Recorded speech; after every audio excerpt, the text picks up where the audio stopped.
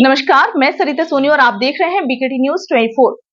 आज की कुछ खास खबरों को जानने के लिए आइए चलते हैं खबरों की ओर। समथर क्षेत्र अंतर्गत आने वाले श्री भैरव धाम सरकार लोहागढ़ में बड़ी ही धूमधाम से मनाया गया चतुर्थ वार्षिक महोत्सव। इसी बीच धाम के पीठाधीश्वर पंडित राजू श्रीधर ने बताया कि प्रत्येक अमावस्या को होने वाले श्री बटुक भैरव महायज्ञ की 12वीं अमावस्या को धाम में वार्षिक महोत्सव मनाया जाता है, जिसमें अखंड श्री रामचरितमानस पाठ, सुंदरकांड पाठ, 108 हनुमान चालीसा पाठ, सहस्त्र हनुमान महायज्ञ, श्री बटुक भैरव महायज्ञ, हनुमान महाप्रसाद वितरण, कन्या भोज भंडारा एवं रात्रि में भजन संध्या का आयोजन किया गया। इसी बीच उपस्थित धाम के भक्तों ने मिलकर श्री बटुक भैरव महायज्ञ में पूर्णाहुति देकर लोक कल्याण के लिए प्रार्थना की।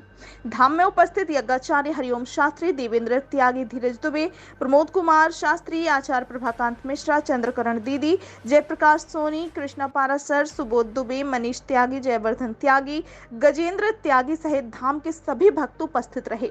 आइए देखते हैं मोट से प्रभाकांत मिश्रा की रिपोर्ट। धाम में जो वार्षिक महोत्सव मनाया जा रहा है उसका क्या महत्व है?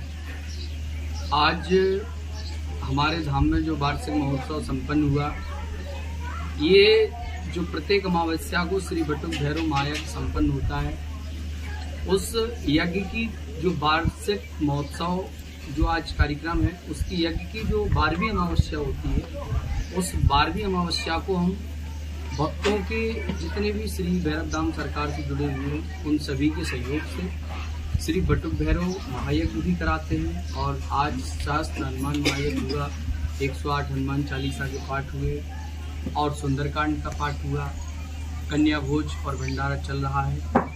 और यहाँ पर विभिन्न प्रकार के सांस्कृतिक कार्यक्रम होंगे, जैसे भजन संध्या इत्यादि, जो कि रात्रि कार्यक्रम है, वो भी संपन्न होंगे। और जो साल में एक बार होता है, वो हमारा वार्षिक महोत्सव है अमावस्या का, विशेष हमारे यहाँ महत्व है। दिव्य दरबार का क्या महत्व है?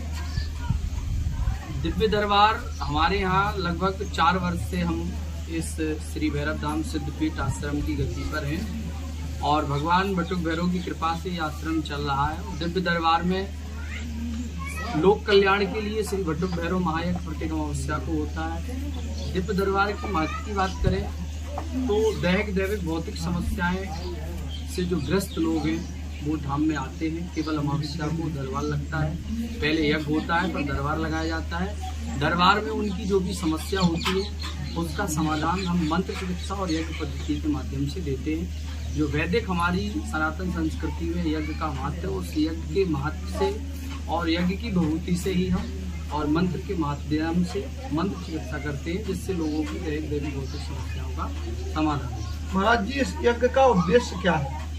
यज्ञ का उद्देश्य ये है कि हमने पिछले 4-5 साल से ये देखा कि लोग यज्ञ के प्रति कहीं ना कहीं पीछे हो रहे हैं। हमारे साधु महात्मा संत भी पहले ऋषि जंगल में तपस्या करते थे, यज्ञ करवाते थे। और एक ब्राह्मण का तो कर्म ही है यज्ञ करना, यज्ञ कराना, दान देना, दान लेना, ज्ञान देना।